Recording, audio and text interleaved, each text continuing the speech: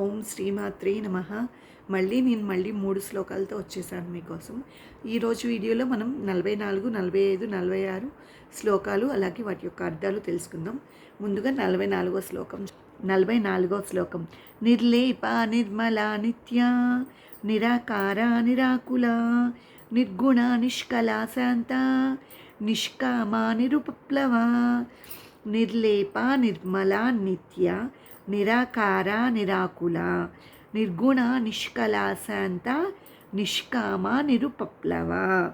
దీని యొక్క అర్థం నిర్లేప అనగా కర్మబంధములు అంటనిది, నిర్మల అనగా ఏ విధమున మలినము లేనిది, నిత్య అనగా నిత్య సత్యస్వరూపిణి, నిరాకార ఒక ప్రత్యేకమైన ఆకారము లేనిది,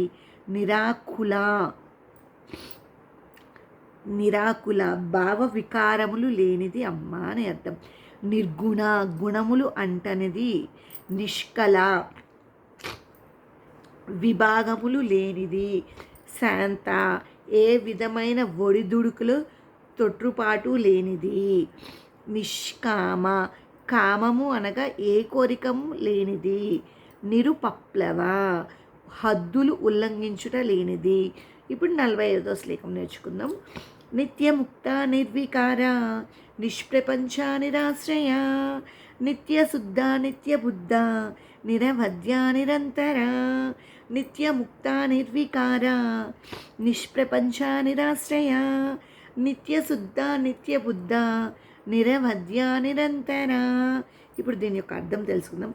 నిత్యముక్త ఎప్పుడునూ సంగము లేనిది, నిర్వికార ఏ విధమైన వికారములు లేనిది, నిష్ప్రపంచ ప్రపంచముతో ముడిలేనిది, నిరాశ్రయ ఆశ్రయము లేనిది లేదా అవసరం లేనిది, నిత్యశుద్ధ ఎల్లప్పుడూ శుద్ధమైనది, నిత్యబుద్ధ ఎల్లప్పుడూ జ్ఞానస్వరూపురాలు, నిరవధ్య నిందించుటకు ఏదీ లేనిది, నిరంతర ఏమాత్రము సందు లేకుండా అంతటా వ్యాపించినది అమ్మా అని అర్థం.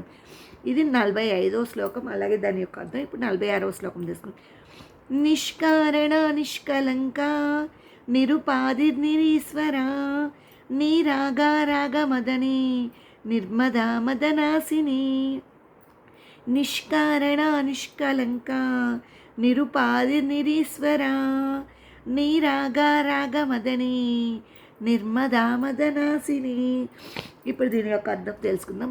నిష్కారణ ఏ కారము లేనిది, నిష్కలంక ఎటువంటి దోషము లేదా పాపము లేనిది, నిరుపాధి ఏ విధమైన అవిద్యా సంబంధమైన ఉపాధులు లేనిది, నిరీశ్వర తనకు పైన ప్రభువు అనువారెవరూ లేనిది, నీరాగా రాగము అనే కోరికలు లేనిది, రాగమదని రాగమును పోగొట్టి వైరాగ్యమును కలుగజేయునది, నిర్మద మదము లేనిది, మదనాశిని మదమును పోగొట్టున్నది అమ్మ అని అర్థం.